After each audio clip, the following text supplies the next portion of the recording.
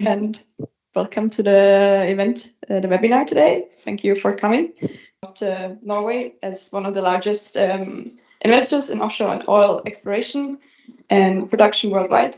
At the same time, part of its landmass is located at the Barents Sea, warming fastest in the world, 5 to 7 times faster than the global average. Our first speaker is Hedda. You will explain how drastically this impacts Svalbard's cryosphere and reflect about how it is to work outside in a rapidly changing environment. You have a background in glaciology and work as an expedition guide and climate science communicator in Svalbard, Greenland, and Antarctica. You established citizen science collaborations between UNIS and Hurtigruten together with Visit Svalbard. You initiated the integration of climate communication core module into the SGO guide certificate. So, thank you. I'll just start off the presentation. Hey, thank you. Let's get the presentation going.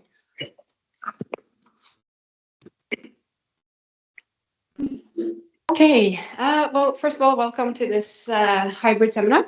Very excited to see all of you here, and thank you to everyone that's online listening to this. In my part of the seminar, I will discuss the main physical controlling factors and processes on climate change impact on Svalbard. That includes polar amplification, air temperature, and sea ice concentration, sea surface temperature, and I'm going to talk a little bit about precipitation and atmospheric CO2 concentration. Additionally, I will also discuss how it is to live and work outside in such a rapidly changing environment here in Svalbard. So first of all, my name is Hedda Andersen. I have lived on Svalbard since 2018, and I absolutely love living here. And as most of you do, I'm pretty sure. And in this frozen paradise we call home.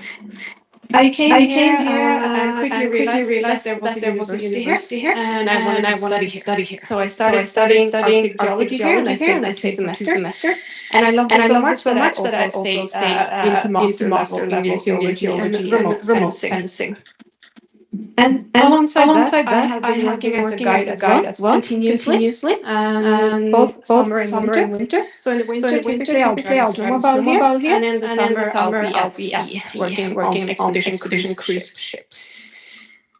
And apart from keeping people safe, the most important part of my job is to educate visitors to Svalbard about climate change impacts here. And to involve them also in climate research if it's possible. And like it was said in the introduction, I've been working with Svalbard to educate all guides here on their climate communication narrative and implement that more into what we actually talk about as guides here when we bring people up. Now let's zoom out a little and look at Svalbard as a whole in terms of glacier ice loss over time.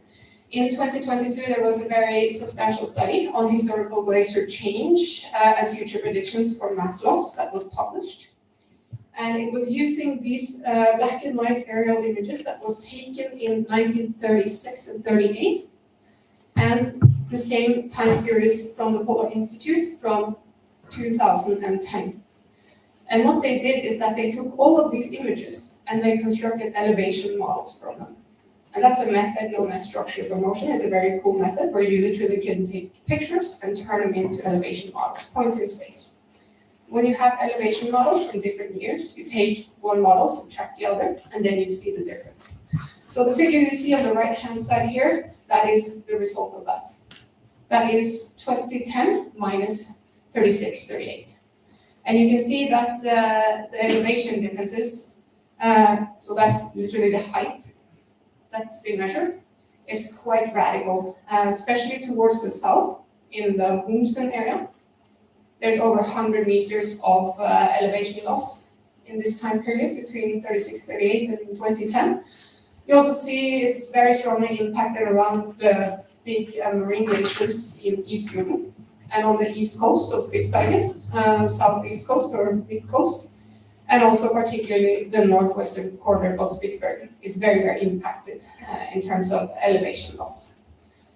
And if you haven't looked at these images, I highly recommend going on to totalsvalbard.com and put on the 36-38 layer. And then you will get this image that you see in the bottom here, and you can zoom in quite well on them and get details on how Svalbard used to look like a long time ago when the glaciers were a lot bigger than they are today. So let's look at these changes in numbers. The area change they calculated was 2,888 square kilometers, roughly 10.4 less in percentage of area that has been lost. That translates to 746 cube kilometers, roughly 14.8% in volume loss in that time period.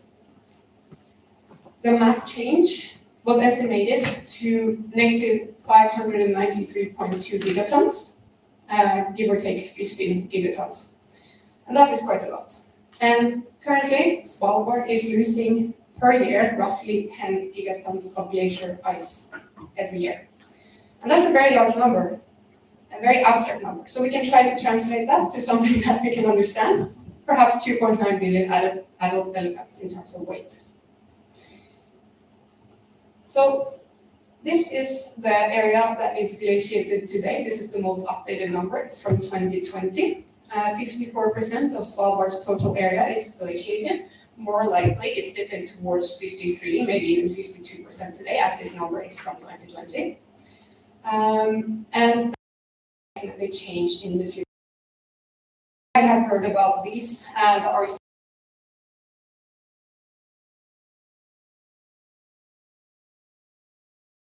different warming scenarios. An RCP 4.5 scenario that translates to 2.5 to 3 degrees warming globally. That's the first scenario. We are now at globally at 1.5. And it is very likely, given the current emission rates, that we will hit RCP 4.5 or more by year 2100. And if we do, Svalbard will lose 30 to 50% of its glaciers, or its glacial mass.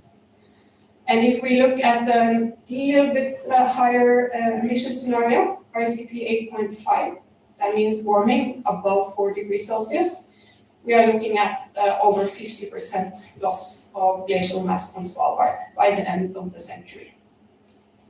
And mass loss from glaciers in the Arctic, including Svalbard, has the last 2 decades been comparable to mass loss from the major ice sheets of Antarctica and Greenland. During this same time period, the Svalbard region has undergone significant environmental changes with strongly increasing air temperatures and reduced sea ice cover. So let's first look at changes in air temperature on Svalbard, measured air temperatures. Now this graph is a cumulative air temperature measurement graph from 1945 to 2025. The first temperature measurements on Svalbard, I believe, started in 1902 already, but they are not continuous. And there's very few measurements until you look towards the year 2000.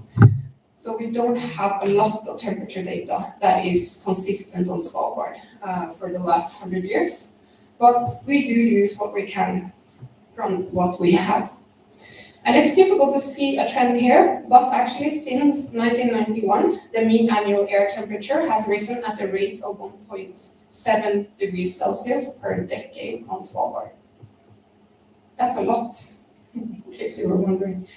And if we go into the nitty-gritties and zoom in a little bit and look at oops, what happened here?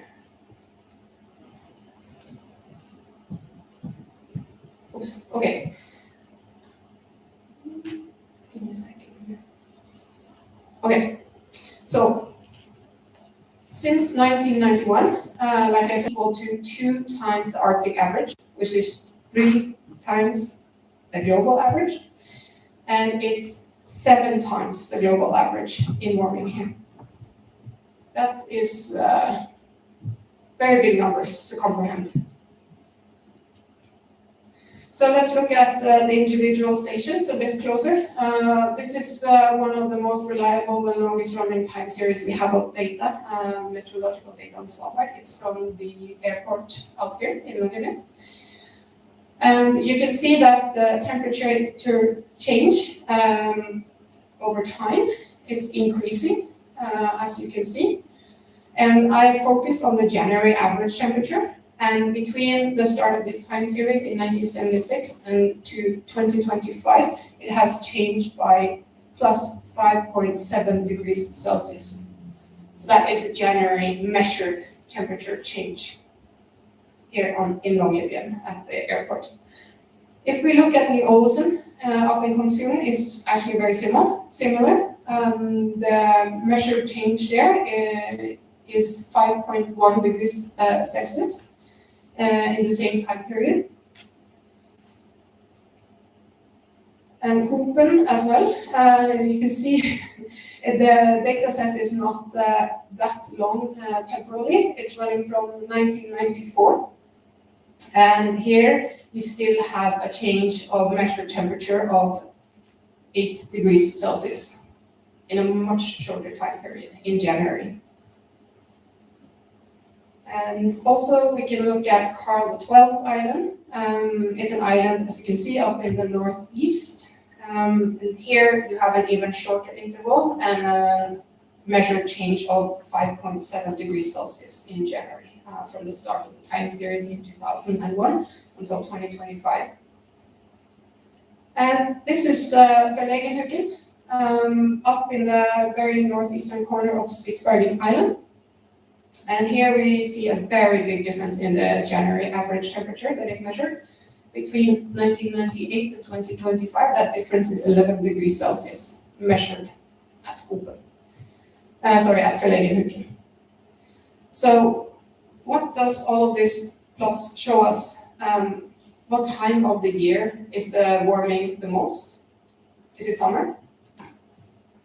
No, it's winter, right? You can see that the biggest differences are towards the left in the plots, and that is the winter months. So winter climate change is actually the most pronounced, contrary to belief of most that come to visit Svalbard for the first time and doesn't know much yet about what's going on here. So the air temperatures on Svalbard has gone up on average by 7 to 8 degrees in the winter months on Svalbard since 1970. And with that, Svalbard is not just getting warmer, it's getting wetter. We're seeing a lot more precipitation here. And we actually, I think it was in July last year, we had the first month where we were above 10 degrees Celsius in average for that month, daily temperature. And that means that we're starting to move out of the polar desert classification in terms of definition of what climate zone we are in. And that is pretty crazy, coming from 78 degrees north. And since 1971, we have seen on Svalbard a 20% increase of precipitation. This number is not very firm because it's a lot of insecurities, because it's very difficult to measure snowfall in terms of how much precipitation has actually fallen. And we don't have a lot of stations that actually measure precipitation on Svalbard. So the data points are very few and far apart and difficult to measure, but this is the measured precipitation increase.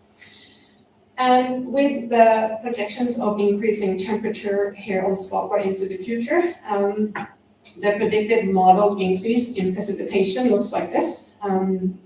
It said from 2071 to 2000, that's a bit arbitrary, but I guess that's the years that they modeled for. And this was their output. They said that in winter we will see roughly 25% more precipitation, in spring about 35%, in summer about 25%, and then fall 40%. And that change of 20% increase since 1971, 70% of that 20% is in fall. So it's in fall that we will be seeing a lot more precipitation statistically. That is what's been happening as well. And let's move on to another very crucial component in the Svalbard climate change impacts equation, sea ice, or the loss of sea ice up here. Sea ice is very important. It regulates weather and climate both locally here on Svalbard, but also globally. And the sea ice cover is a sensitive indication of variability in climate, but I would also say weather, so shorter time periods. The sea ice on Svalbard is seasonal. That means that we have sea ice here in the winter season, but not in the summer season. Then the sea ice retreats out and further north, up to towards 82, 83 degrees north, depending on the conditions, of course. And the largest sea ice extent is typically in March towards the beginning of April. And the smallest sea ice area is typically measured in September. This is last year, 8th of March, a sea ice map from the Norwegian Meteorological Institute's ice service. Who was here that's sitting in the audience last year in winter? Was it a good winter? It was cold, right? Yeah. It was a lot of sea ice last year. This is roughly the same time of the year, 5th of March 2025. And you can see that there's a lot less sea ice this year. I often get asked by tourists, how is the winters on Svalbard? How much sea ice does Svalbard have every winter? And it's very difficult to answer that because it's very different from year to year. Last winter was extremely good. Sea ice-wise, this winter, not so good. And let's look at something interesting that happened earlier this year in a 2-week period from around 20th of February until 3rd, 4th of March. This is a sea surface temperature anomaly animation from NOAA. It runs on a 5-kilometer grid scale, and the temperature scale is from -5 till +5 in temperature anomaly. On a 1991 to 2020 baseline. So that's what they're measuring their anomalies against. And you can see Svalbard up in the right-hand corner. And you can see it's getting very red around Svalbard from around the 22nd of February. And that means around that time this year, we had a temperature anomaly of 4 up to 5 degrees Celsius around the archipelago, going around the northwestern corner of Spitsbergen. In that time of year, that's pretty incredible. And in these 2 weeks, between 18th of February and 3rd of March this year, Svalbard lost an area of sea ice equivalent to the area of mainland Norway. That translates to roughly 325,000 square kilometers in loss of sea ice. And you can look at this animation. You can see that in how it actually looks like. So if you paid attention during the sea surface temperature anomaly, this makes a lot of sense that this sea ice is retreating the way it is in the same time period around Svalbard. It's very, very clear that this is happening very quickly. And a trajectory towards an ice-free Arctic summer, or ice-free Arctic Sea in summer in the future. It starts right above 1.5 degrees Celsius. On this figure today, it's closer to 1.0 global warming, pre-industrial levels. But are we there now? This is from 2018. No, we are not. We are at 1.5, so we actually have to move today up to 1.5 realistically.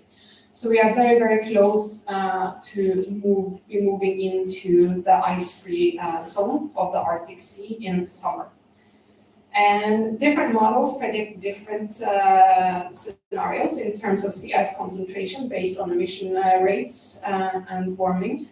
But the models that predict the highest emission rates, they predict an ice-free Arctic Sea from 2030 to 2050.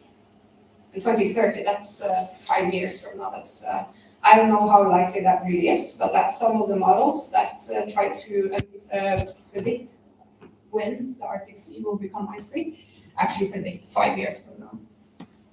More likely is that the Barents Sea to the east will become ice-free in winter by 2030. So why are we losing so much sea ice around Svalbard? Why is this happening? There's 4 key factors. Arctic amplification, increased air temperature, more wind and extreme weather, and something that we know as Atlantification. First, let's see how Svalbard is located relatively to the rest of the world and to the ocean. And as you can see, Svalbard is located in the middle of the ocean. On the western side of the archipelago, you have the Front Strait, and on the eastern side, you have the Barents Sea. We are surrounded by water on all sides here. So it's only natural that the global ocean currents will affect the sea surface temperature here up on Svalbard. This is an illustration of a big ocean circulation or current known as AMOC.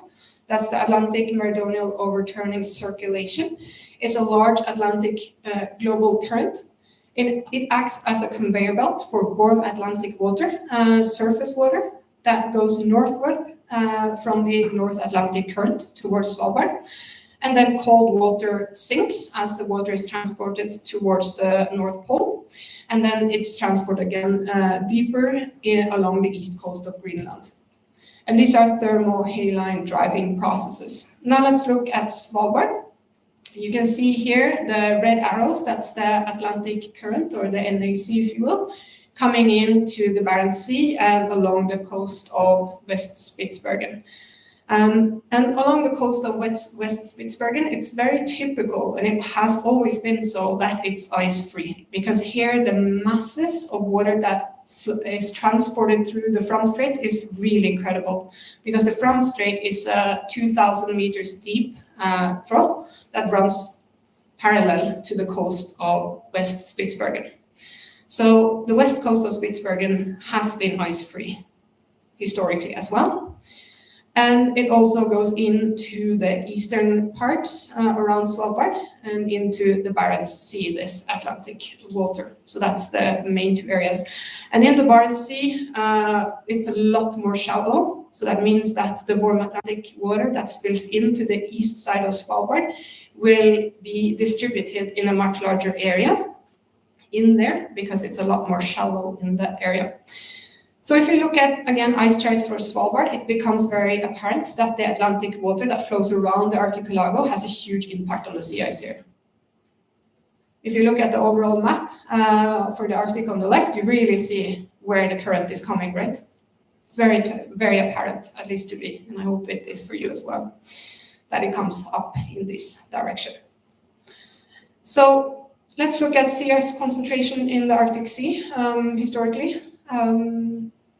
2025 sea ice concentration in the Arctic Sea so far is taking a nosedive to a record low so far. It's getting a little bit colder again, so hopefully that number will get a little bit better. But it's 40% less sea ice cover today in the Arctic Sea compared to 1970s and 80s. So that means we are losing 13% sea ice area per decade. That is the rate of loss currently. And if we do have that RCP 8.5 warming scenario, 4 degrees or more by 2100, we're looking at an ice-free summer by 2030 to 2050. And before I continue, I quickly want to tap into why we have to deal with climate change impacts on Svalbard at all. Of course, we all know this, most of us at least. It's because of human climate gas emissions. Particularly CO2 emissions.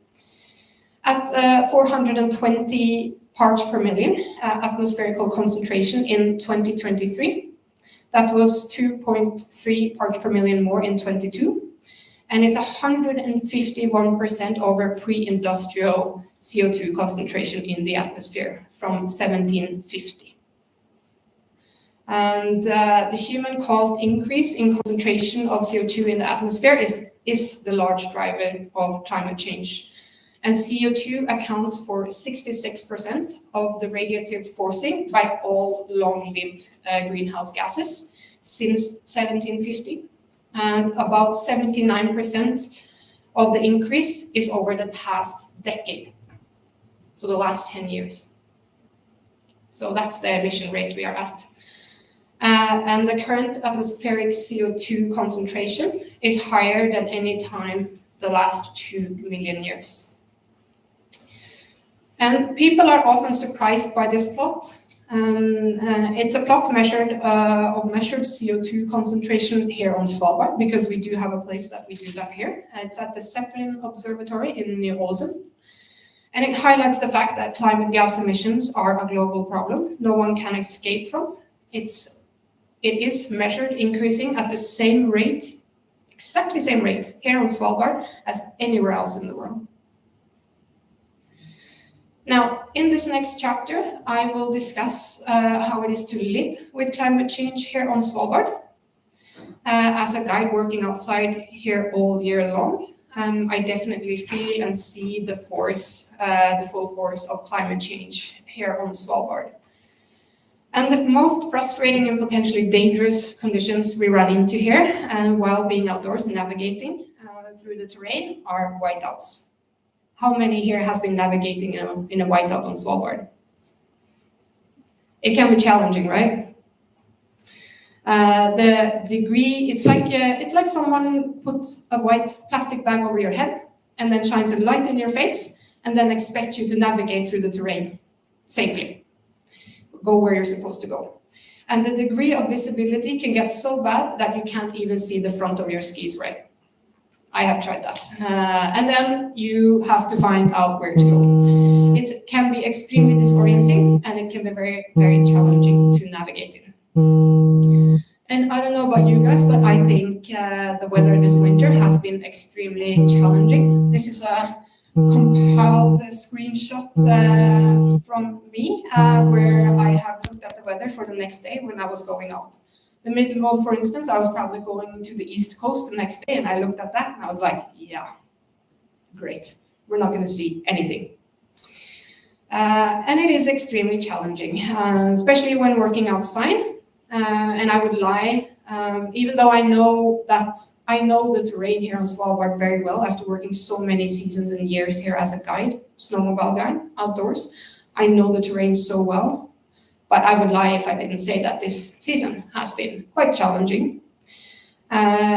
Because as guides, we go out most days of the week, even if the forecast looks like this. The only day we actually canceled all operations was this day, where we had Category 2, Hurricane Category 2 wind speeds. Anyone remember that day here? Yeah, that was a challenging day to even go home from the university, probably. So that was a very windy and white day. And sometimes things do go wrong in whiteouts and accidents do happen. This is a picture from earlier this season when a guide drove accidentally into a meltwater channel in a bad whiteout. So the guide was driving in very white conditions and accidentally drove into a meltwater channel. But there was injuries, but none was fatal, thankfully. And this is another incident. It was last weekend, I believe. Here a person was skiing with dogs in front and a polka. And the person was driving or skiing in very, very familiar terrain and still managed to mess up and accidentally ski down with the dogs in front near a 3-meter drop. Thankfully, no one was hurt, neither human or canine. But that's how easy accidents can happen, even if you know the terrain really, really well. And this is just an example of one of the many difficulties that we face as guides out here. This is from a guide course I did earlier this season. I was standing polar bear guard in the middle of the night in the whiteout. So you can see what that looks like.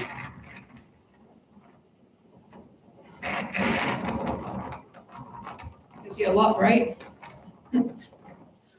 Very, very tricky to see a polar bear in those conditions. Thankfully, a polar bear did not show up that night, but actually just a few days later, a polar bear did go into that valley. So it can happen. So why is this happening? What is the reason behind so many days of whiteouts? It's because we have heat transfer from evaporation from a sea ice free ocean. So when we don't have sea ice as a lid sitting on the ocean, we have a lot more evaporation and heat transfer from the sea surface itself that translates to low pressure systems that come and literally wipe over the archipelago. So that is the main reason why we have more whiteouts now than we would have had in the past, and what makes it more challenging to work outside here. And I'm going to talk a little bit about another risk that we face here, snow avalanches. I would say that's the scariest of them all, and I think most of you would agree with me. And I can't talk about avalanche on Svalbard without talking about the 2015 avalanche that happened at 10:23 in the morning on the 19th of December 2015, where 5,000 tons of snow came off Sukkertoppen and hit the closest row of houses. And many was dug out alive, and one man and a child lost their lives in this avalanche here. And the avalanche warning for this time was actually elevated, and it had been snowing heavily with strong winds the days leading up to the avalanche, but still it was thought unlikely that an avalanche would strike the western face of Sukkertoppen mountain at that day. So there was no evacuations or anything in place for that area when this happened. And this is a Norwegian news article following the 2015 avalanche titled "Snow Avalanches Takes More Lives Than Polar Bears." And I think I speak for most of us that spend the winter outside here on Svalbard, that snow avalanches really, truly are the one thing that terrifies us. Kind of knock on wood every time you go out, kind of feeling. And with more frequent and powerful low pressure systems hitting Svalbard, the risk of avalanches increase greatly. And since the 2015 avalanches, as you have seen, there's a lot of avalanche fences that has been put up to catch potential snow that might come off the mountain. And there's also snow depth laser measure tools sitting around in the different mountains here in Longyearbyen now, since that accident. It's been pretty extreme this winter with a snowstorm that hit us in Longyearbyen in January with the hurricane wind speed. The southern end of town was evacuated, Nybyen, and both roads leading to Nybyen was barred. And I live in that area, and my building was one of the few that was not evacuated. But they barred the roads, so I was kind of trapped up there. So I was wondering if they forgot I even lived there. And after the storm, we saw avalanches everywhere, left and right, in places we normally never see avalanches. It was truly an eye-opener to go out into the field after this big storm, and areas we normally drive our snowmobiles over had now huge avalanches over them. It was really, really an eye-opener to see that. And avalanche activity on the west face of Gruefjellet. This is about a week ago. I sent this into Forchhammer as well. There's a real risk if you live in Nybyen that the snow avalanche can hit your house or where you live. And that's the reason why they evacuate us. I say us because I wasn't. When it gets really bad and stormy up there. Because should an avalanche be large enough in this area, it will definitely impact the buildings that are in. You can see here on the screenshot from Forchhammer that the runouts on from the avalanche in the area where I live. You can see the blue dot, that's my home. It will go over my house. And a very typical thing that we see here on Svalbard is cornices, snow cornices. Wind moves snow and builds it up on leeward mountainsides, and they can, of course, collapse into avalanches. And slab avalanches, that is something that can always occur on steeper slopes. However, large temperature fluctuations over short time periods and wind-drifted snow makes a great difference in the likelihood of large slab avalanches happening. And sometimes it goes really wrong, like it did here on Fridtjof Breen on the 20th of February in 2020. I will not speculate into what degree climate change contributed to this fatal accident where 2 people lost their lives, because there was other crucial factors playing in. But this incident serves now as a reminder of how bad it can go when people are caught in avalanches here on Svalbard. And snow avalanches will happen more frequently. They will be bigger as climate change continues to happen. As it gets warmer, wetter, and stormier up here over time, we will see a lot more avalanches. Another thing we need to consider carefully when navigating the terrain on Svalbard are crevasses and meltwater channels when we move across glaciers. I found these images from a Facebook group. It's a very good group to be a member of if you are up here, that people will give out warnings like this one, for instance. This is a few years ago. But this is what can happen. You can be driving on a glacier on a sunny day. It looks perfect, right? And then suddenly there's a crevasse and a big hole. And if you look at this crevasse here, you see it's hardly a meter of snow that is covering it. So that's holding up 300 kilos of snowmobile, probably a sled, and then you on top of that like a cherry. So crevasses on glaciers are definitely something we need to consider when we move out in the terrain. And every year, the governor of Svalbard arranges a helicopter survey on the most commonly traveled routes on glacier systems on Svalbard to identify changes and spot new and old crevasses. And you might think, what does this have to do with climate change? Having glaciers always have crevasses and meltwater channels that you need to be careful around? Yes, of course.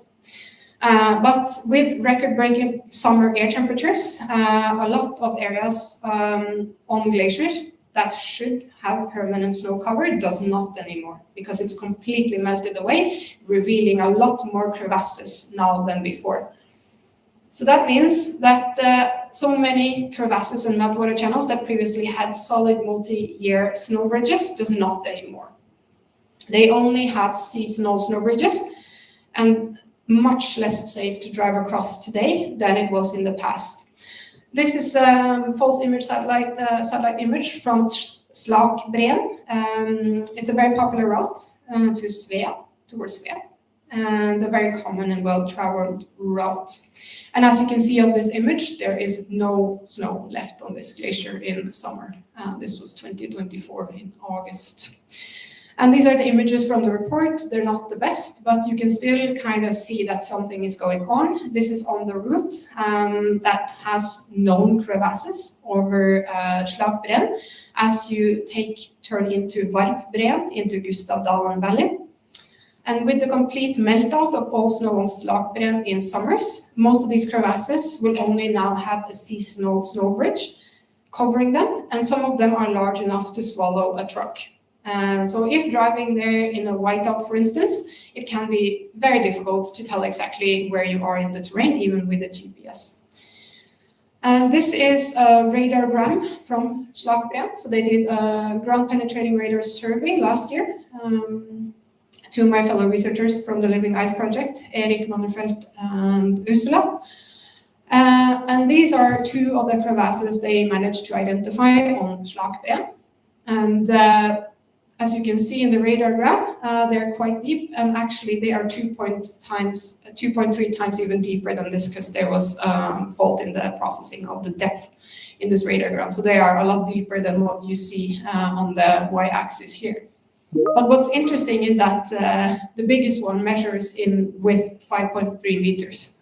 That will definitely swallow a snowmobile if the snow bridge does not hold. Another popular route by snowmobile in winter, if the sea ice holds in Temperfjorden, is to drive over the Murdochbreen Glacier, Boltenbreen Glacier, Gipsdalen, and Florabreen onto Nordenskjoldbreen and Lomonossoffonna. I have driven this route many times myself. It's a very fun drive. Actually, I really have enjoyed that many times. Murdoch and Boltenbreen glaciers are relatively small valley glaciers, and Florabreen is a small tributary glacier to Nordenskjoldbreen Glacier. These glaciers have in common that they are about to disappear.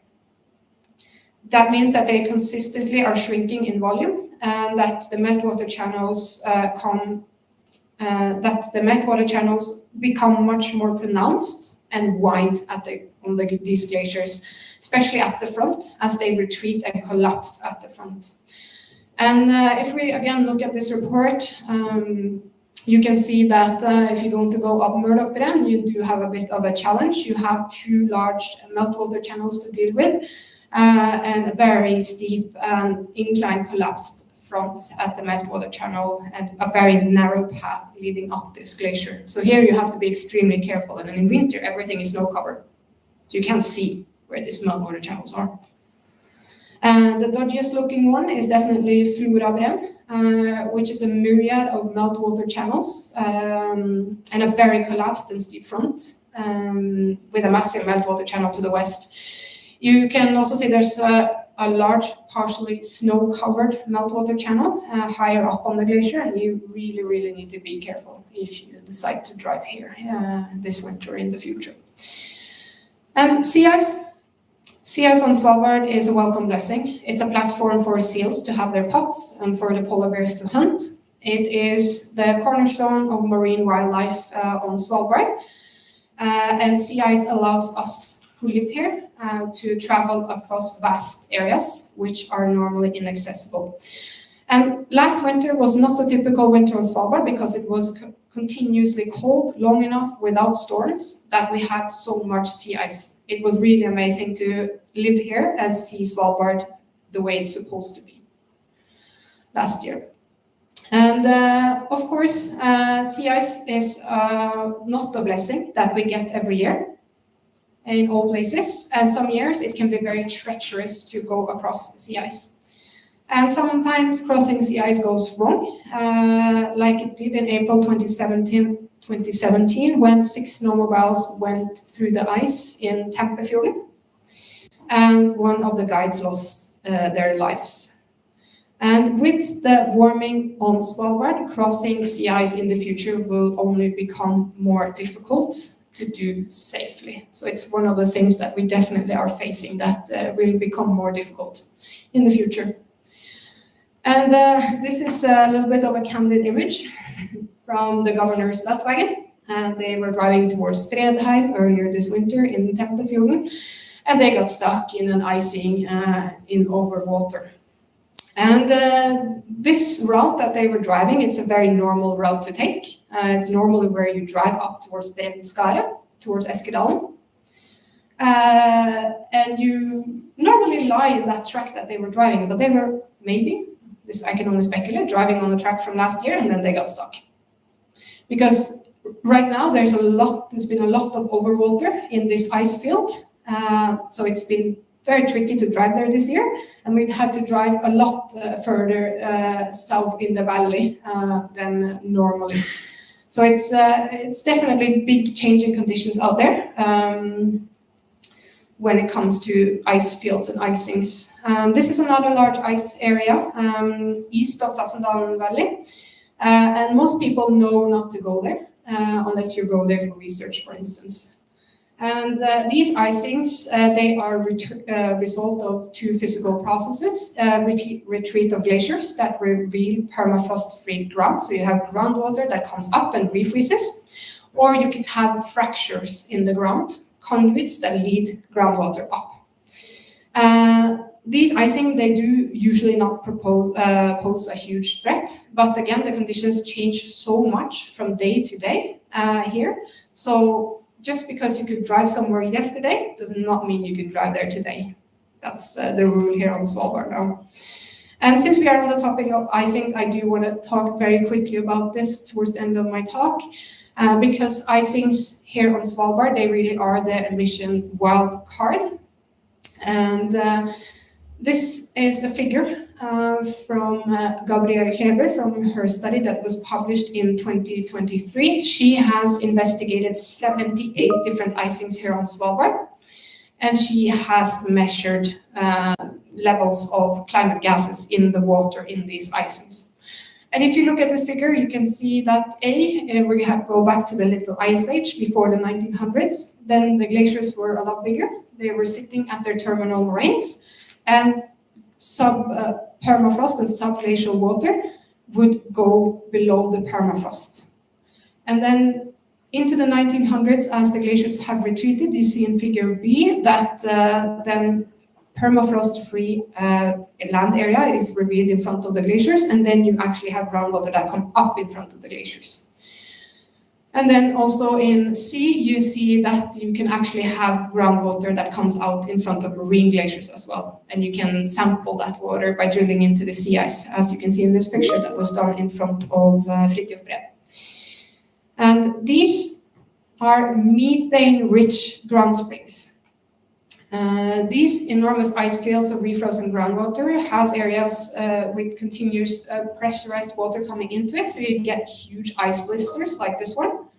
And you can drill into these, and you get pressurized water that you can sample, and then you can measure the methane and CO2 concentration of that water, and that represents how much is concentrated in the ground there. And all of the 78 springs that was measured by Gabriel, they all were super saturated in methane here on Svalbard, with concentrations 600,000 times greater than those in equilibrium with the atmosphere. And here you see just how much methane. You can actually light them on fire, some of them. That's how much methane that comes out of the ground here on Svalbard. So it's quite a lot. This is from an open system Pingo in just across the fjord here actually. It's called the Laguna Pingo, and this is in summer, and you can actually see that the methane is just bubbling. It looks really crazy. And methane and CO2 in groundwater comes from thermogenic and biogenic sources. Methane is 36 times more potent than climate gases such as CO2. And 2.3 kilotons of methane gas is released from icings and pingos on Svalbard every year. And this adds to 8% of Norway's yearly climate gas emissions, or 229 million part equivalents filled with methane, if you want. So what are the key points that I've been bringing forward? Well, Svalbard is warming 7 times the global average temperature increase. The winters have the largest temperature increases. We are looking at a very likely 50% loss of glaciers on Svalbard by year 2100. The sea around Svalbard is warming rapidly due to the influx of increasingly warmer Atlantic water. And we are facing 13% less area of sea ice in the Arctic per decade. And climate change on Svalbard increases the risk of snow avalanches. And rapidly changing environments makes it increasingly difficult to work outside as a guide on Svalbard. There are vast and increasing methane emissions that go completely unaccounted for from Svalbard. And I'm going to do something I don't often do when speaking at a seminar. I will conclude this with how it all feels. Normally I just talk about the science. As someone who lives their life on Svalbard and values the frozen world we have up here more than anything else, it feels like your house is on fire, except this is the house and no one is coming to help you. That's what it feels like. Thank you.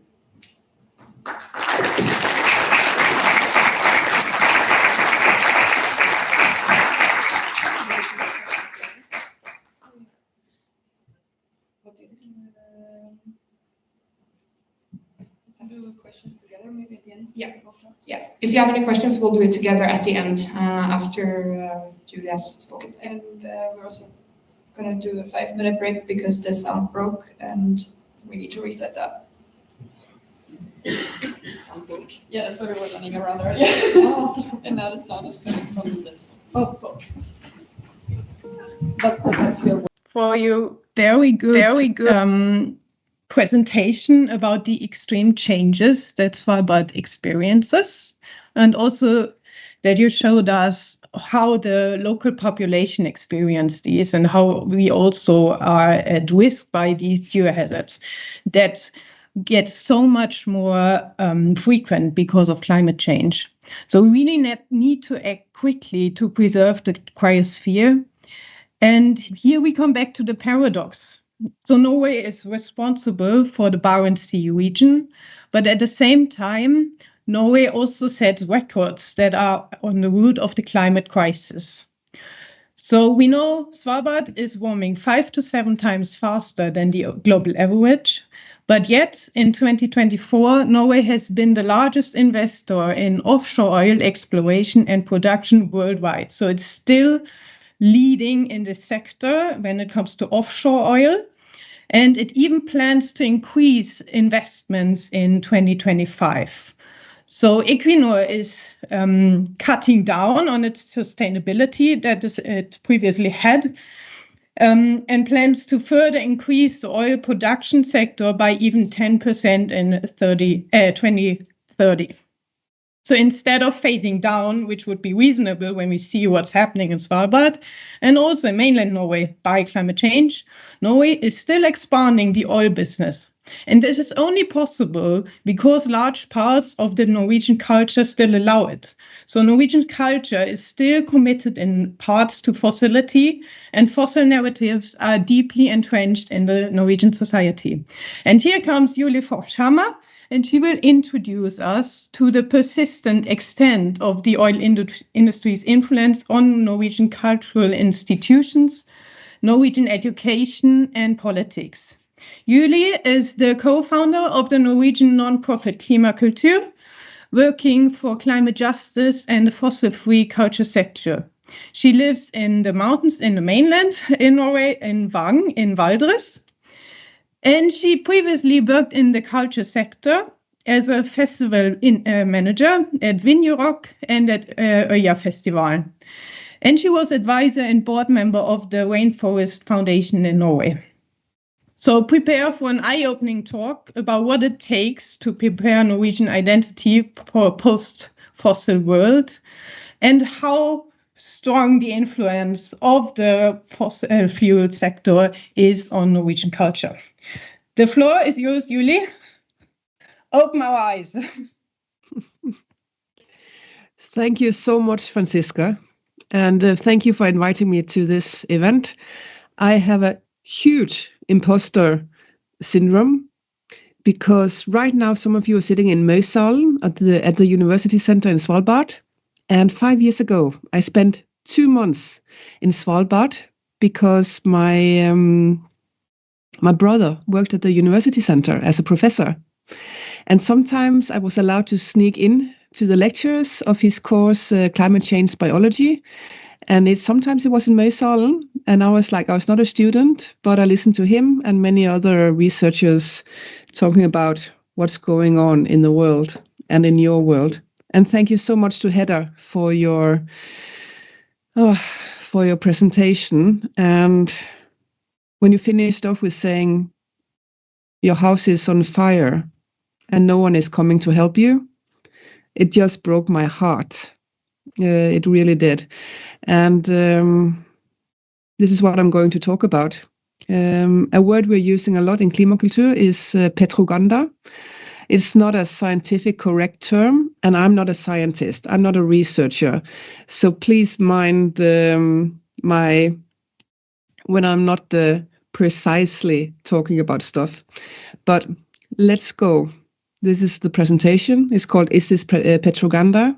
And we use the term petroganda because so much of the fossil fuel industry in Norway is state-owned.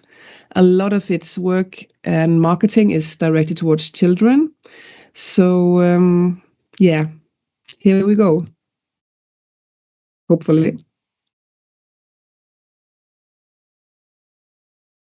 No. There you are. I would just like to see if you can see. Do you see the presentation on the screen? Yes. Yes. Okay, but also on YouTube because I don't see it on the stream. Okay, so I should not worry about it. Okay, there's a 30 seconds delayed. Okay, Klimakultur is a Norwegian non-profit founded in 2021 in Vang in Valdres. And we try to guide the culture sector on how to take action on climate change and implement climate justice. And basically it means we talk a lot about oil. So coming back to what Hedda said earlier, your house is on fire and no one is coming to fix it, the question is, why haven't we fixed the climate crisis? And I see so many reflections around this, that it's not in our human nature to think that far ahead. But you know why we haven't fixed the climate crisis? Because the fossil fuel industry has spent the last 110 years forming our minds and hearts with endless amounts of money. And we're going to dive deeper into that. One thing that happened when I was at Svalbard 5 years ago, and it was just before the whole world shut down because of the COVID virus. But I was lucky enough to attend a ceremony at the Global Seed Vault in Longyearbyen, where 30 countries were coming with their boxes of seeds and depositing them into the seed vault. And when I see those pictures now, I have so many mixed emotions. Because if you see the picture to the left, in the middle there was our Prime Minister, Erna Solberg. And she was also the co-chair of the UN advocacy group for the Sustainable Development Goals. And I think this is the Norwegian paradox in an essence.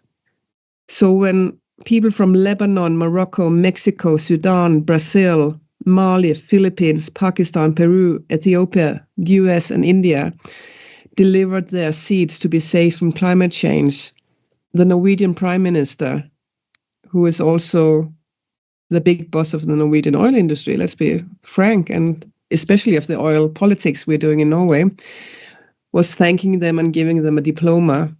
And that's the Norwegian paradox we're going to dive into. A lot of the stuff I'm going to talk to you about, we have written about in a very unacademic report we released last year. It's called Hva norsk energikultur? I'll show you the English QR code in a minute. What is Norwegian energy culture? Which dives deep into all of this stuff here. So if you think things are going too fast, don't worry, you can go back to that report. And it's also in English, but the English version is just a Google translated version. So don't mind any spelling mishaps in that one. And you also find it on our website, of course.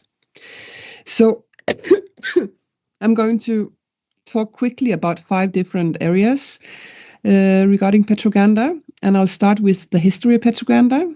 Then I'll dive into how fossil fuels are influencing culture and sports, and then how they're influencing schools and education. Then how fossil fuels is influencing Norwegian media and the broader climate debate. And finally, we're going to finish off with the what can we do, because there are things we can do. So, but first a little like, what is Norway doing these days? And even though we have Svalbard and we know what's going on, we still have a state-owned oil company called Equinor, who will pump to the last drop and whose vision and strategy it is to become the world's very last supplier of oil. That is a national strategy we have in Norway. And as you said, Franziska, last year, Norway was the #1 country in the world on spending the most money in new oil and gas offshore. And that means that Norway spent more money than China or the US or any other country on the planet on new oil offshore. So Norway may be a small country. We only 5.5 million people. But when it comes to building out new infrastructure for oil and gas, we are massive and we are leading in the world. We are also going to increase that amount of investing in new oil and gas in 2025. Equinor is not reaching its, well, they've been talking a lot about how green they are and how much they're going to invest in renewables and so on. All that is falling apart day by day. Just 2 days ago, a big investor group pulled out all their Equinor shares because Equinor is not a reliable actor in the green transmission anymore. And just today, they came with the new report, which also shows that they're halving their renewables investments and so on. So for everyday their so-called investments into renewables and a sustainable future is just totally falling apart. I'm not going to spend a lot of time on it, but you can Google it, you can find it. 2 weeks ago, a new report came which said that half of the world's CO2 emissions in 2023 came from 36 fossil fuel firms. And a thing that this article in the Guardian didn't mention, and I haven't seen it anywhere in Norwegian medias, is that Equinor is the number 28th biggest emitter of fossil fuels in the world in 2023. Also, when it comes to historical emissions, Equinor is really, really high on that list of the worst polluting companies, both in 2023 and throughout history. So we are not a small player in this game. Also, a success story about Norway and oil I often meet when I meet people internationally is the story of our pension fund, the Norwegian Oil Fund. Since our oil and gas industry sometimes is state-owned, and the companies also have to pay a lot of taxes to Norway, we have the Norwegian Oil Fund. And the numbers in this fund is just insane. I can't even read them anymore. They're so big. But it's the world's largest single sovereign wealth fund. And it owns 1.5% of all shares in the world. And it means that every Norwegian has values equivalent to $325,000 in this fund. What we don't talk about is that Norway is not only a big on oil and gas with the things that's happening here, but also that the oil fund is investing so heavily in the world's largest oil and gas companies. So you see the top investments here that the oil fund has, and that's Exxon, it's Shell, BP, Total, Chevron. You got Repsol, you got Eni, Schlumberger, and you see the ownership column right to the right. When the oil fund owns almost 4% of BP, it means that it's one of the top 3 largest owners of BP. So the Norwegian Oil Fund is placed with like BlackRock, Vanguard, and the world's most polluting investments actors in this. So it's not just Equinor. We are very much a part of the problem. What's unique about Norway as well is that the state functions as an oil lobby in itself. So you have the Norwegian Offshore Directorate, or Sokkeldirektoratet, which is called now. And its main objective is to create the most value from oil and gas activities on the Norwegian sea shelf. Imagine that. That's the bureaucracy.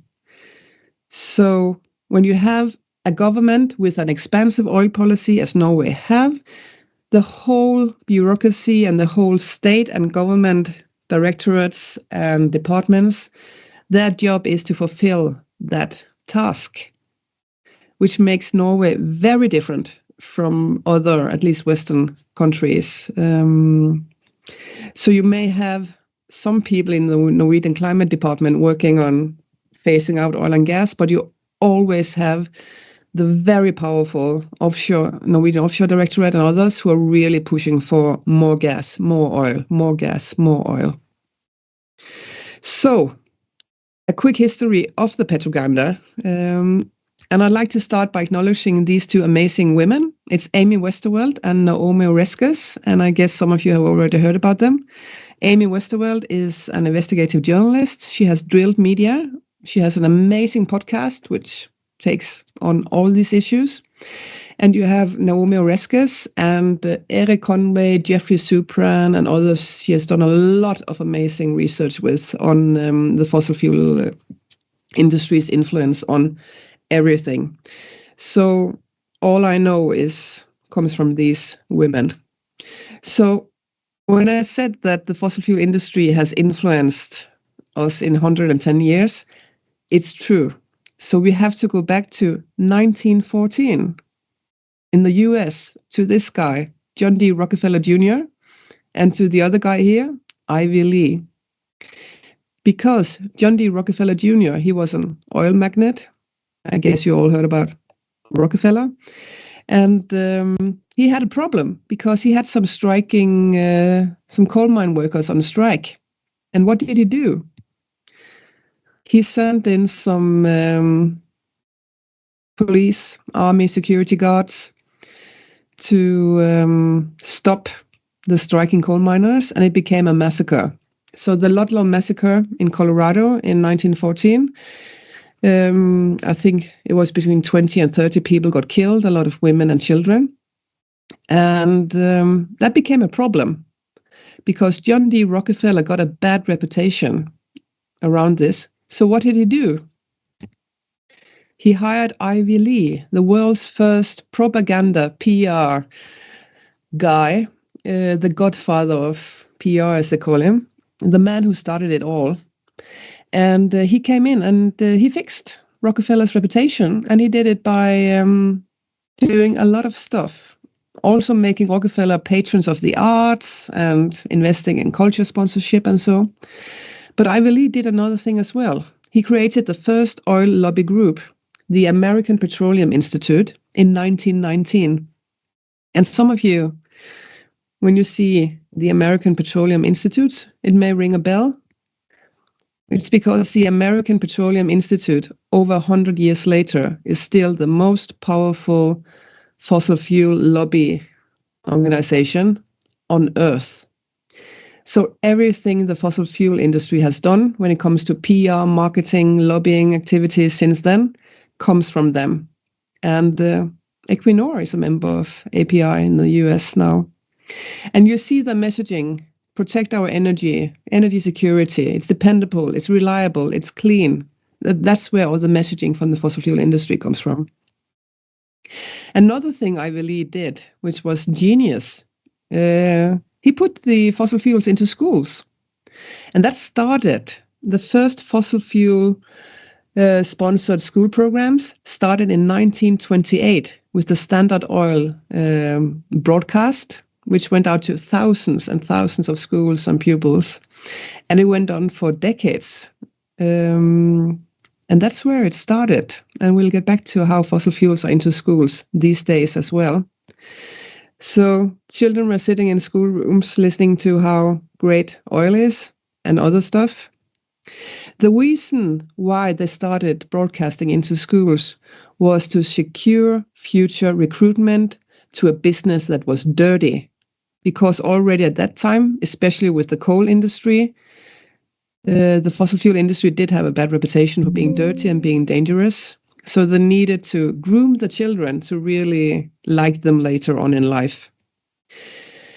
The fossil fuel industry also got together with Disney and started building some very powerful narratives. This is a Disney cartoon from 1978. It's paid for by Exxon, the oil company. And it shows how Mickey Mouse and Goofy can save energy by having the temperature lower in the house. And it's a whole Disney comic about how to save energy, but nothing about the bad business of fossil fuel companies. So already in 1978, they started building a narrative of you have to save energy, you are a bad person, and divert the attention away from the fossil fuel companies. So the whole narrative of worrying about your carbon footprint, the oil industry loves it. And I don't say that you shouldn't worry about how much you fly or how much meat you eat and so on. We should live sustainable lives as if we can. But the whole focus on it's your fault. If just you use less fossil fuels, the world would be okay. That narrative comes from the fossil fuel industry. And they have been playing that horn for decades. Did you know that the first carbon footprint calculator came from BP, British Petroleum? 2003, 2004, they created a carbon footprint calculator so people could like, oh, you're flying this much and you have a car and you eat meat and this is your footprint. And even if you go to Wikipedia, the term carbon footprint is maybe not coined by BP, but heavily marketed by BP. So it was also an effectful help in the whole narrative of getting the attention away from the oil company and over to you. Amy Westerveld, which I mentioned, and Kyle Pope, a journalist, made this list last year. How to spot 5 of the fossil fuel industry's biggest disinformation tactics. And I think even though you don't live in Norway, this is wordings you have heard. It's about energy security, the war in Ukraine. It's about economy versus environment. It's too expensive. We need the money from fossil fuels. And it's never taking into account the enormous costs we see worldwide on the climate crisis, on the impacts of the climate crisis, of course. No, it's too expensive to do anything about it. Yeah. It's also, we make your life work. Fossil fuels are synonymous with progress and the good life, the welfare state, and so on. It's also, we are part of the solution. So the fossil fuel industry is showing and working hard to make people believe that they have the solutions, so we don't go in and regulate their business. And finally, they are the world's best neighbor, so they sponsor culture, sports, and education. They're community builders, and they make the local communities feel dependent on the oil industry, so they don't criticize it.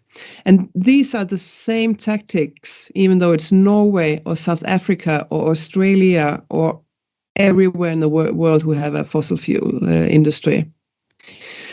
When I talk about denial and disinformation, I'm not paranoid. I'm not a crazy activist. Last year, the US Senate, the Budget Committee, released a hearing, the report from a hearing that's been going on for 4 years, where they looked into these issues. And they came with a report called Denial, Disinformation, and Doublespeak: Big Oil's Evolving Efforts to Avoid Accountability for Climate Change. And Jeffrey Supran, great scientist, wrote in that, there's overwhelming evidence that fossil fuel interests have deliberately used disinformation, lobbying, propaganda, and academic influence to stop action on climate change for decades. So this leads us over to the new climate denial, because when we talk about climate denial, we talk about people not acknowledging that there is a human-made climate crisis, but that's not what the fossil fuel industry is talking about anymore. So the new climate denial is divert our attention, deflect it, and delay regulation. And they're doing that really, really well these days. What they're also doing is framing these narratives that we in Norway especially believe in, and that is that climate activists are bad. They are marketing a lot of false solutions, which like carbon capture or hydrogen, ammonia, and all this stuff as viable climate solutions. They are not. They're not scalable yet. And that renewable energy is like, yeah, not so good. So that was kind of the historic frame. I'll jump on to fossil fuels in culture and sports. And this is what we see in Norway. I don't know, many of you may have seen these kind of pictures with Equinor logos everywhere. Some of you may not, but you may have seen other, like Aramco in football, or there's a lot of fossil fuel logos around the world these days. So you also in Norway have board games. This is called the oil and gas pool. It's like Monopoly, where you buy and sell oil.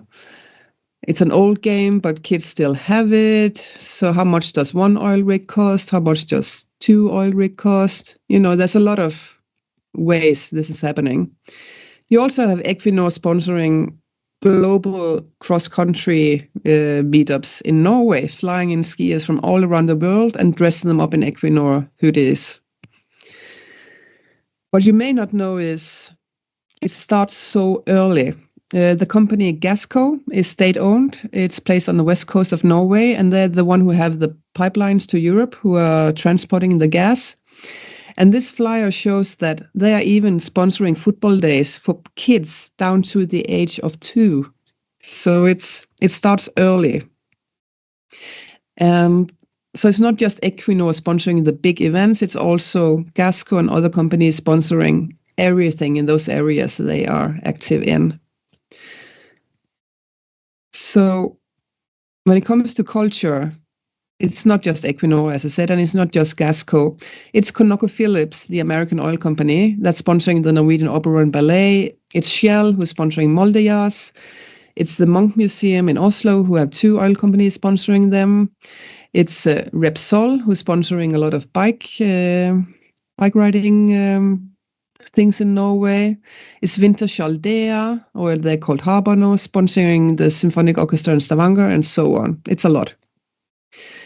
And when it comes to culture, there's an extra little angle to it. You have the Festspillene in Bergen, Bergen International Festival, huge. And the main sponsor is Equinor. And this is now I think becomes very interesting, because you see this picture here. It's from I guess the Festspillene in Bergen 2 years ago, and from a news story on the website, it says the Ministry of Culture has today reappointed Torhild Vidvei as chairman of the festival for the next term. And it's Torhild Vidvei in the bunad, and the woman next to her waving is the Norwegian Queen Sonja, because, yeah, the monarchy is in this as well. What it doesn't say is that Torhild Vidvei used to be the culture minister in Norway, but she also used to be the oil minister. And she has decades behind her as an oil executive. And she is today also the chair of Vår Energy, the second biggest oil company in Norway. And she is on the board of the UNIS, the oil conference in Stavanger. So what we see is that the culture department, the Ministry of Culture in Norway, is appointing oil executives as chairs of our largest cultural institutions. So you have Equinor sponsoring Festspillene i Bergen, and you have the chair, which is an oil executive appointed by the state. And you have the same with the National Museum, where the chair there is Maria Moraeus Hansen, and she was also appointed. She's also an oil executive and appointed by the state. So it's the whole system. So fossil fuels in school and education. And let's go back to that Mickey Mouse and Goofy comic, because everything the kids learn about energy is often through our science museums. You have Teknisk Museum in Oslo, who have a new exhibition on energy, not so much about climate, it's always about energy. If you go to the Teknisk Museum, the Science Museum in Oslo, you'll also see the big exhibition on oil and gas, sponsored by 13 oil companies. It's from 2014, and you will see young children drilling for gas and oil. You'll see a lot of pamphlets about how great gas and oil is, and how much better it is than coal, and how much Norway relies on the income from the Norwegian oil and gas industry, and so on. And also how oil and gas is an environmental revolution. You have, I think it's a pregnant woman talking about carbon capture. You even have a screen showing how much money we have in the oil fund. And in those science centers, you can come and build a platform for the future, Equinor sponsored. And it goes on and on. In Norway, we have 13 science centers. 12 of them are sponsored by Equinor. Another educational program that happens in schools or at the science centers is First Lego League. It's a global Lego robotics competition, but in Norway, Sweden, and Brazil, it's sponsored by Equinor. And it looks like this. It's tens of thousands of Norwegian kids dressed up in Equinor t-shirts, having fun. They're doing robotics. They are building Legos. They are going to big competitions with a lot of pyro and noise and fun. Last year, the tasks were called Submerge. It was about saving life in the ocean, which is also strange because Equinor's logo was everywhere. And it's just a lot of fun for many, many kids. And Equinor is using this for all it's worth. So when you see all these pictures of kids with an Equinor logo, you may wonder, why does this happen? Well, it happens because if your kid is attending a first Lego League competition in Norway, you as a parent has to sign a consent form which agrees to that Equinor and the rest of the sponsors can use pictures of your kids in their advertising. It looks like this. And I think you want your child to go to these events because they're great and it's great to learn robotics. But I don't know. I don't have kids, but I wouldn't like them running around in Equinor t-shirts and being filmed and being put online afterwards. And what we also see is that with First Lego League, it's Equinor, the main sponsor, but then it's together with Tekna, the union for nature scientists, and with Utdanningsdirektoratet, the Directorate for Education in Norway. So you have the fossil fuel company and the Directorate for Education working hand in hand on these fossil fuel programs. Another example on the amount of influence. 2 years ago, Equinor made a 5-episode YouTube series called The Biggest Test. And it was like somewhat critical, but not really, to the oil industry. And in 2023, those 5 episodes streamed 1.36 million times in Norway. And we only 5.5 million people, so that's a lot of streams. And also, this series was even advertised in cinemas. So if you went to see a Marvel movie, you get like a 1-minute advert for this series. So the kids were sitting there getting Equinor advertising straight into their minds. So what we did was, in 2023, how many streams did the 5 biggest Norwegian climate and environmental organizations have on YouTube? So we took all the videos from all these organizations in 2023 and counted and added them up. So you had Equinor with the 1.3 million views, and then you have all these organizations. They had 7,547 streams in total that year. So that's kind of the power balance you have in this. It's insane. I'm just going. Another educational program is Kodekraft. It's called Coding Power, which the kids are being taught. And the task is, you are an energy minister looking for more energy, because that's always the framing. You need more energy, more energy, more energy. And they're being taught this through the science centers as well and through schools. And the kids are learning that fossil fuels are bad for the environment, but they are also learning this old framing from API, that fossil fuels are very efficient. So you can see here, there's little that can compete with the energy density that fossil fuels have to offer. So that's what the kids are learning in schools about energy and sustainability. They are also learning how to code in this program. Border controls make it more difficult to travel between countries, because when some countries have large resources, people are moving there from poorer countries. So that is why people are moving. It's not because of the climate crisis or anything. It's because they're coming to steal your resources. So that's what the kids are learning at school as well. More than half of all Norwegian secondary schools have completed this code program in their school time. We also have record high funding from Equinor for basic research on our 5 largest universities. And the contracts are online, and you can see in Tromsø, Stavanger, Bergen, Oslo, Trondheim, at the universities, there's a steering committee deciding what the research should be about, and Equinor has half the seats on each of these steering committees. So they very much influence the educational and the research that's being done. So what does it end up with? It ends up with Equinor being the most attractive employer in Norway, because the kids have been learning this since they were just 5 years old. Of course they want to work for Norway, for Equinor, and of course they want to educate themselves for the petroleum business. That's what they're born to do. So, quick on to Norwegian media. Drilled and DSMOG, another media outlet, which is doing a lot of great media research, last year published a report showing that when you see advertising for fossil fuel companies in the newspapers, it's really hard for many people to say this is advertising or this is content.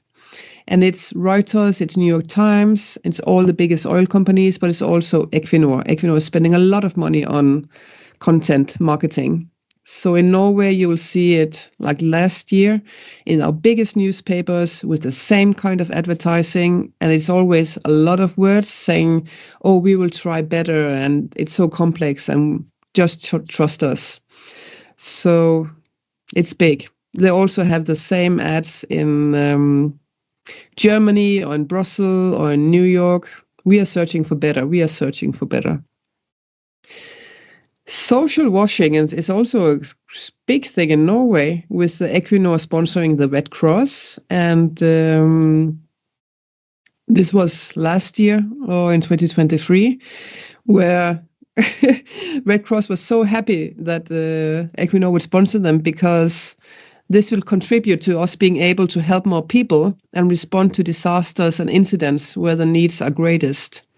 So that is super nice that the Red Cross can get money from Equinor to fight the extreme weather incidents.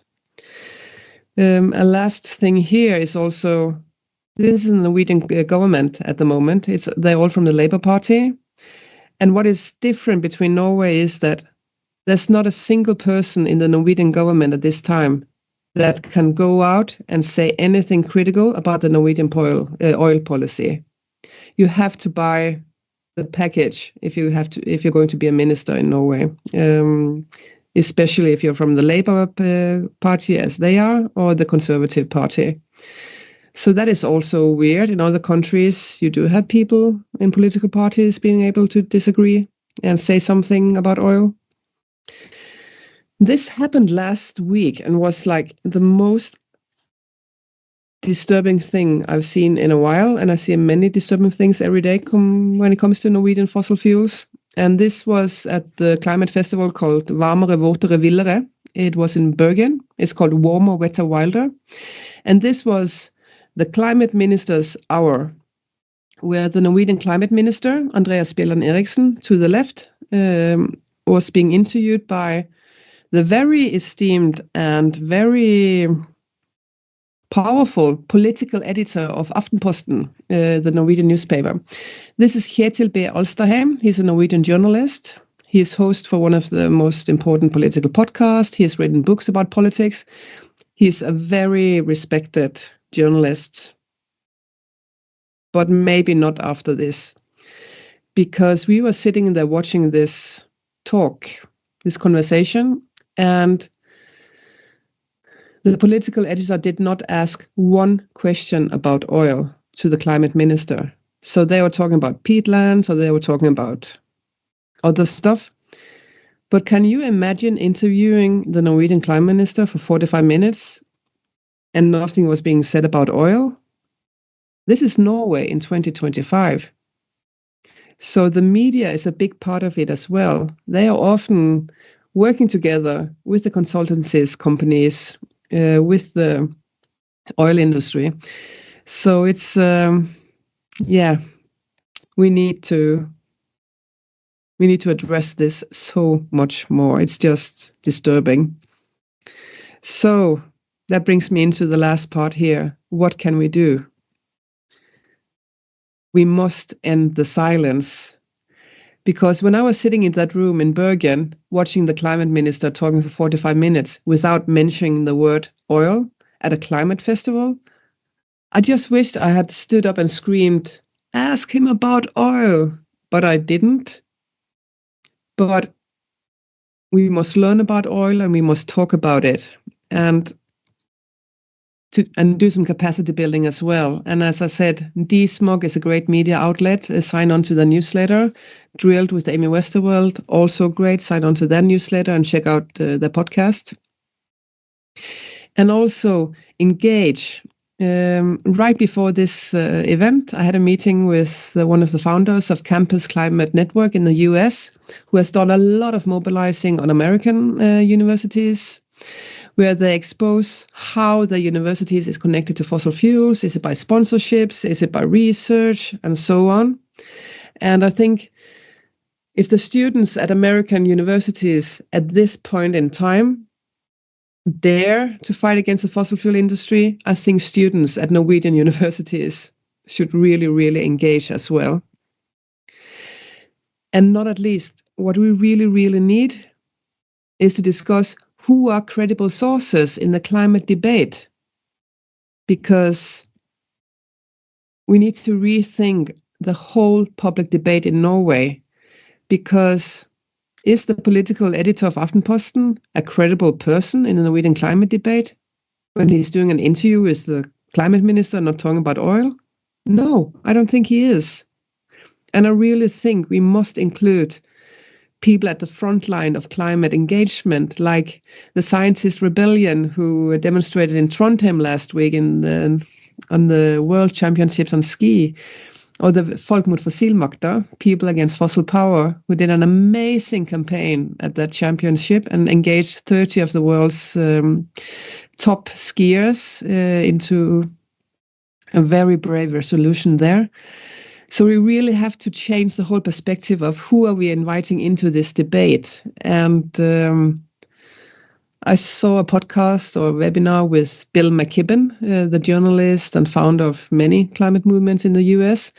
And he said that those climate activists are more credible sources because if you look back 30 years, the fossil fuel industry spokespersons have been lying, the politicians have been lying, the stakeholders have been lying, but the climate activists have been speaking the truth for so many years, and they still do it today. So maybe we should all start listening to them more, and I really like that. Also, we have to talk about the question of fossil fuel advertising. And the UN General Secretary Antonio Guterres said in a speech last year, where he encouraged all countries to end fossil fuel advertising, like we have done with tobacco advertising in Norway. So, and to do capacity building, you must join us in Klimakultur. Next week, we're doing a webinar with Belinda Noble. She's from Australia, and she has worked on Australia's first ban on fossil fuel-sponsored school programs. It's a webinar on Tuesday. It will be in English. Check out our website. We are excited to learn more about how she has been working on that. We're also doing a webinar next week with Freddie Daly, who is both a researcher but also a campaigner for a lot regarding fossil fuel sponsorships in sports. So this is on the carbon footprint of football and sponsorships in football. That's also next week. And for those of you who want to learn more, check out our unacademic report on Norwegian energy culture. This is a Norwegian edition, the English edition. And finally, is this propaganda? I think it's propaganda. You got the universities, you got the schools, you got the kindergartens, you got sports, you got culture, you got the media, you got the bureaucracy, you got the politicians, and you got the leading cultural institutions. So what is left? We are, and we must end the silence. Thank you so much.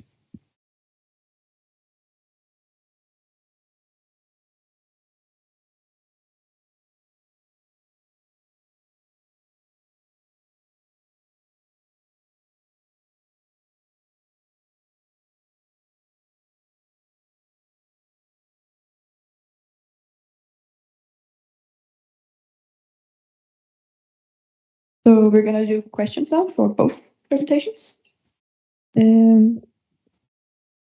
So does anyone have a question online or in person?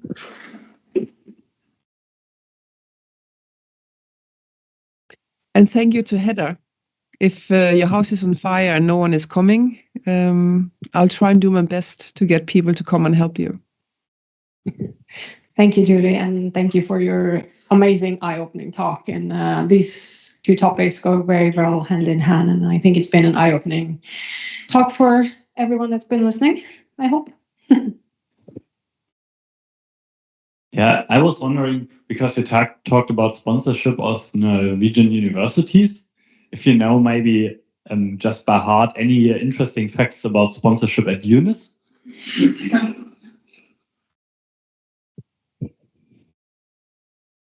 I don't know about UNIS. I only know about the university in Tromsø with Equinor. So no, but if someone wants to check it out, please let me know. We are gathering all the information. But what we do know is that there's a lot of economical interest now in deep sea mining, and when the sea ice is going away, and how can you open new areas to oil exploration. So there's kind of like a free-for-all interest in what's happening in the waters where you are up there, which is super scary, I think. Okay, thank you.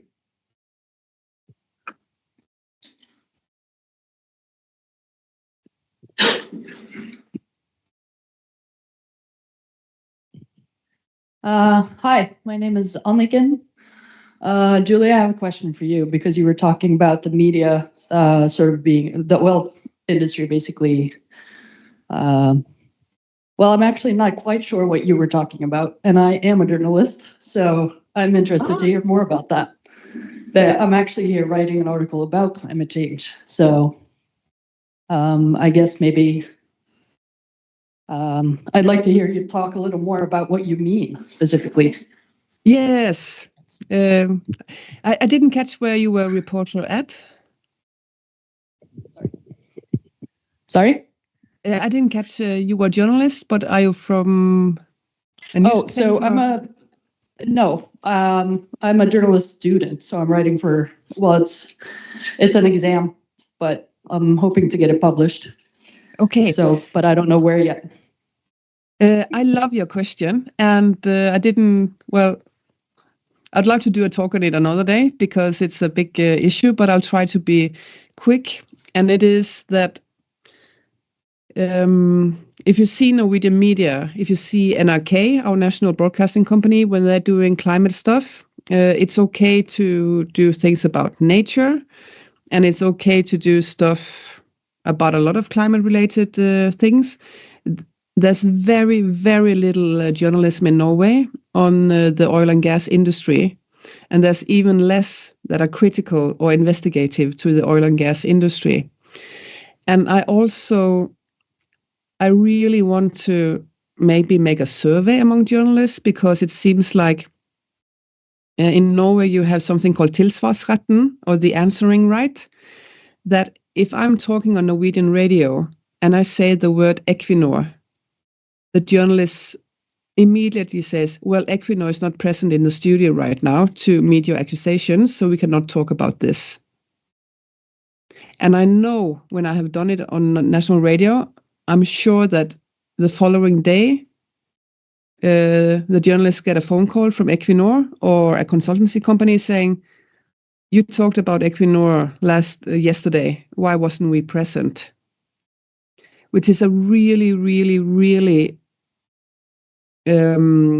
great barrier for being able to talk about, to reflect on the fossil fuel industry in Norway. And when I do radio interviews now, I try to never mention Equinor. So when we're talking about sponsorships, I talk about fossil fuel sponsorships of sports and culture, and I don't say Equinor sponsorships, because then I know that the journalists will shut me down. So, but on the other hand, they can invite in the CEO of Equinor talking about the massive profits and how green they are, without anyone asking him any difficult questions. So what we see is, like, with the climate minister and the political editor of Aftenposten, what is being perceived as good journalism is being correct and not being activistic. You must not be an activist if you are a journalist. And if you're critical to oil and gas in Norway, it's perceived as you are a political journalist or an activist. So we have to reframe the whole idea of what journalism is. We also saw it during the UNIS, the oil conference in Stavanger last year, which is one of the world's biggest oil conferences. I didn't see any critical article in Norwegian media about one of the world's biggest oil conferences. It was only, woohoo, it's going great. And there's children here, yes, and Greta Thunberg is outside, oh, she's weird. So the only critical journalism I saw was from international journalists in Stavanger. So when you start to see that, you're like, where's the oil and why isn't the journalist writing about it? So, yeah, I think there's a hole in the system, also through the medias, and also because the largest medias are taking so much advertising money from the fossil fuel industry, of course.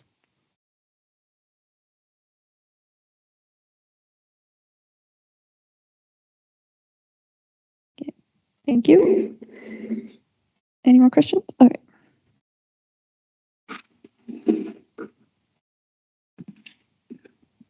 Can I ask a question for Hedda? Yes, we have a question in the audience now, but after, yeah. Hi, I'm Connie. I'm the co-president of Glacier Watch, and I'm visiting here in Svalbard. I really liked, like is the wrong word, but I was really impressed by this side-by-side of the Equinor YouTube channel and then the climate organizations at the same time. And I'm wondering how, as climate activists, as scientists, can we actually push through that and sort of reach a bigger audience and reach more people, not only in Norway, but across Europe? Thank you.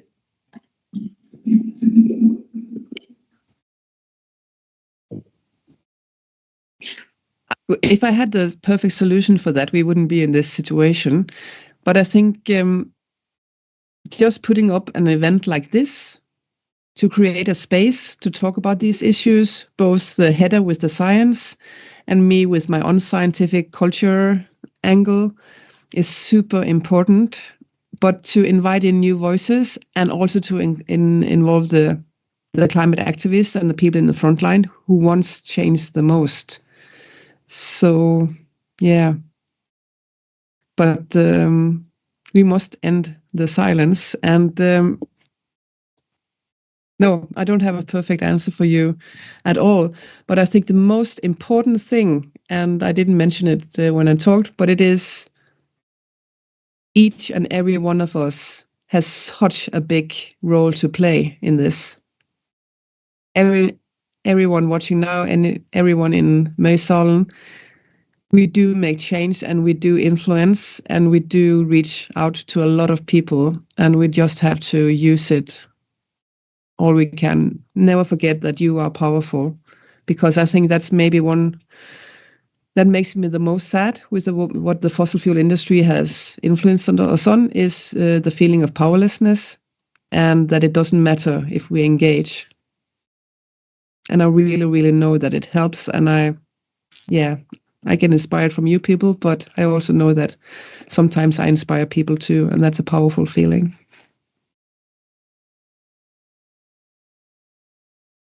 Thanks. Do you want to ask your question now? Yes, Hedda, because I was very moved by your presentation. And I wonder, how do you feel when you see a presentation about the Norwegian society being totally framed into destroying the nature you love so much? Thank you, Julie. That's a very good question. And of course, as a Norwegian, it raises a lot of emotions in me, because I grew up with Equinor, or Statoil, as it was called back then, state oil. And then they changed the name to Equinor to make it sound more nice, I guess. It's very frustrating, and it makes me very angry to see that Norway takes little to no action to even ask a critical question to the Norwegian oil industry. When you live up here and you see the full impact of climate change on a daily basis, and you base your whole life around that up here, if you live here for long enough, it really impacts your life here. So to know that the Norwegian government, the Norwegian oil industry, simply couldn't care less that the environment is going to shit here on Svalbard, it wakes a lot of not very positive emotions, and I think I can say that for most of us that live up here. And as a Norwegian, it maybe resonates even harder for us that live up here, that do care about Svalbard.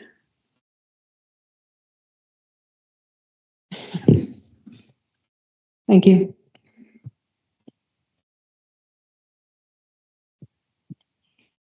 Do we have a question online? No.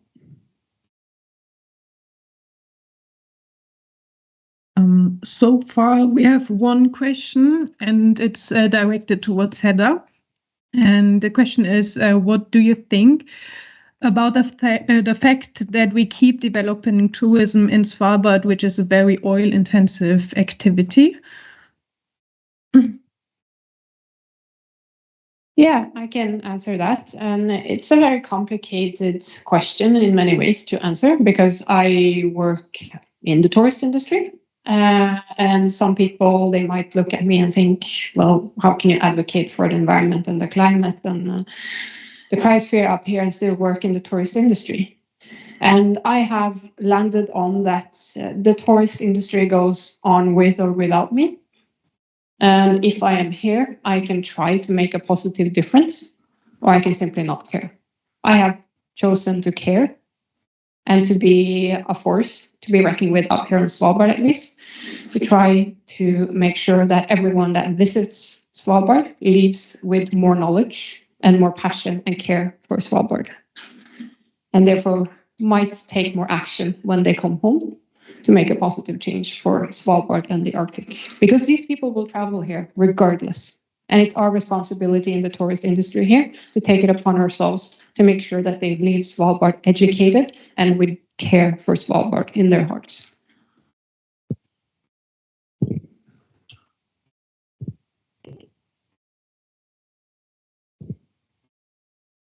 More questions?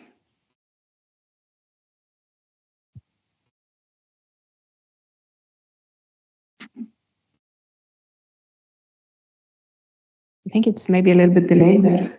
Yeah, the internet is 30 seconds behind. So I think.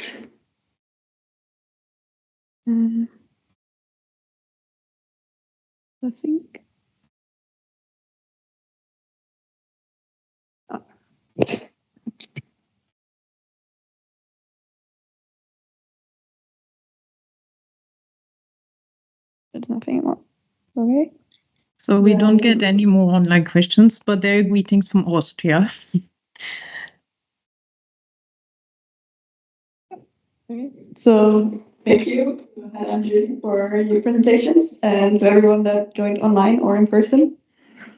And I have a little bit of advertisement as well for the Climate Action Group. In 1 month, there is the global climate strike, and we do make the northernmost climate strike here in Longyearbyen. And if anyone wants to help out with organizing that and is motivated now after these talks to join that organization, that would be great. We will meet next week on Tuesday. All right.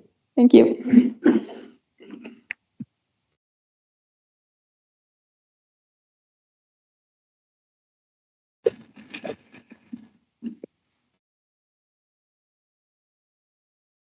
Good.